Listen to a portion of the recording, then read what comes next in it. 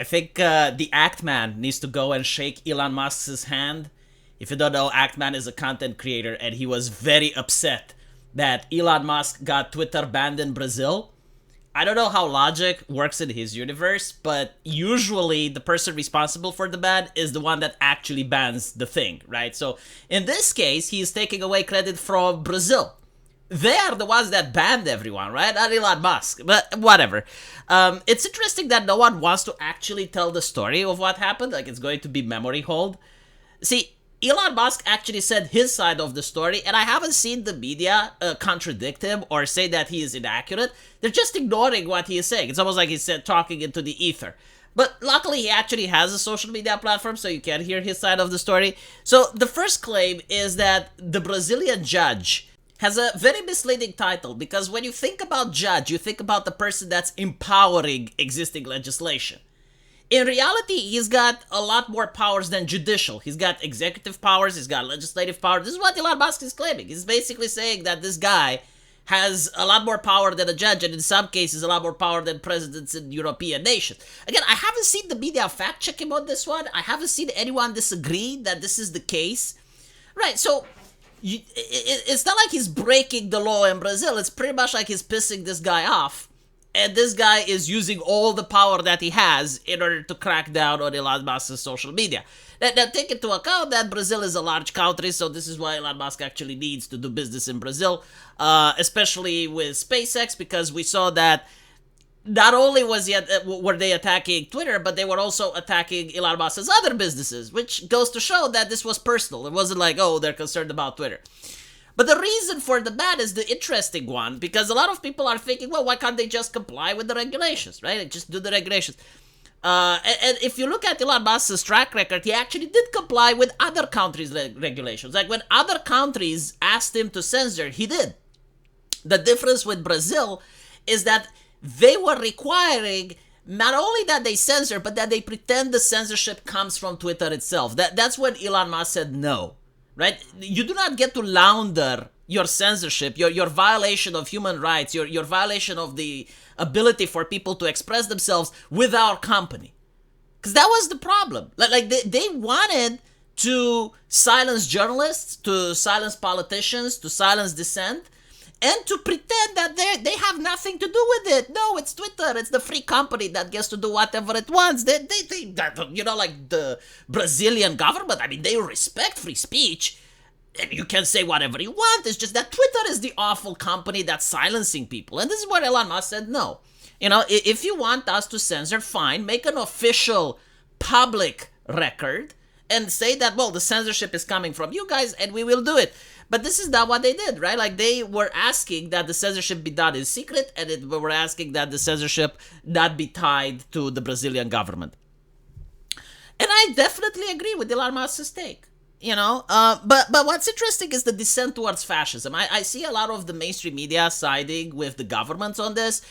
I don't know when was the last referendum that people decided, all right, well, the people in power should have a right to track what people are speaking. You know, like, they should have the ability to monitor our phones, to bug our equipment, to listen to whatever the public is saying.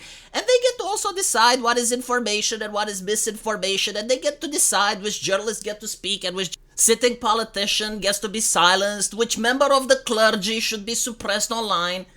And this is something that the European Union agrees with. This is something that Britain agrees with. This is something that even voices in America are starting to talk about, right?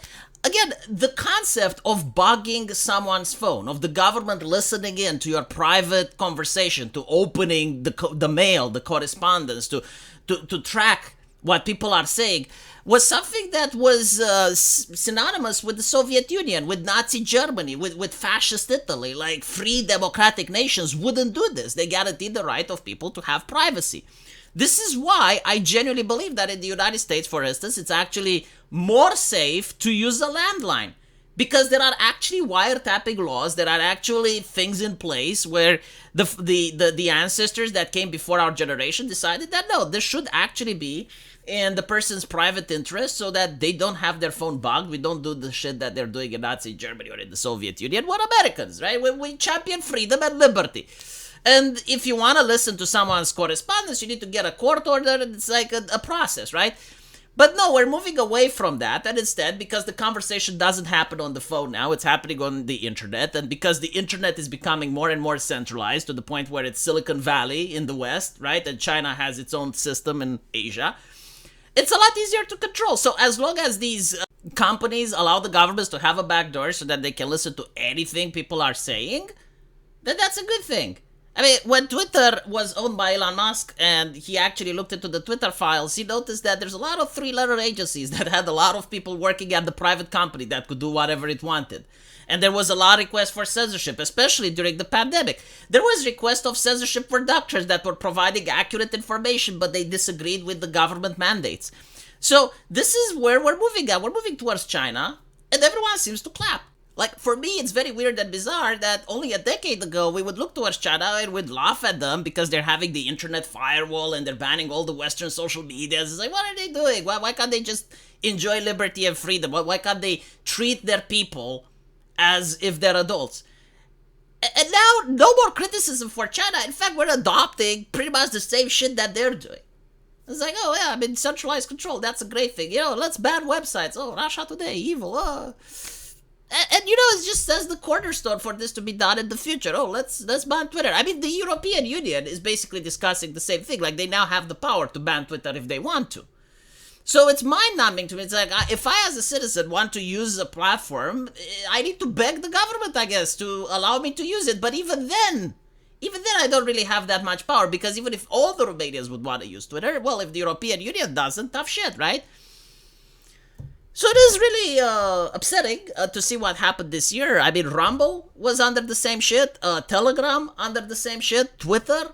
Like, almost every single social media company that doesn't want to play ball is going to be cracked down by the governments, and people are fine with it.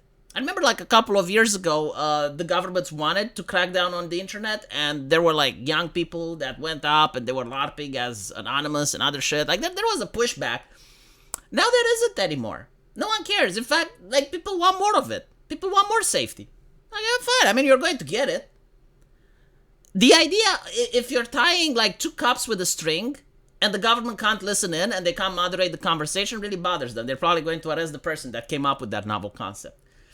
Yeah, no, seriously, I generally think that the phone and the mail is probably the most private way of corresponding in the future, simply because there are laws preventing the government from opening someone's envelopes. And there are also laws preventing the government from bugging someone's phone. And if you're going to be online, you need to assume that everything you say is public record. In fact, a lot of people have to consider the fact that if you plan on having kids and they're going to use the internet, you need to actually have the talk with them. Like, it's a serious issue now. You need to tell them, like, hey, little Billy, everything you post on the internet is forever, and everything you post on the internet, you should consider that you're in public. Yeah, no, like a lot of people, especially in the UK, they get arrested for being cheeky little shits online and, doing what teenagers do. Like, if you do it in real life, it's actually less severe. Like, if you go to little Susie and you call her a bitch in her face, I mean, it's not nice, right? But the consequences aren't as severe as if you go on Facebook and do it. And you need to have the talk with little Billy and tell him, it's like, well, little Billy, things are different. Let me know what you guys think. And as usual, I'll see you in the comment section. Take care.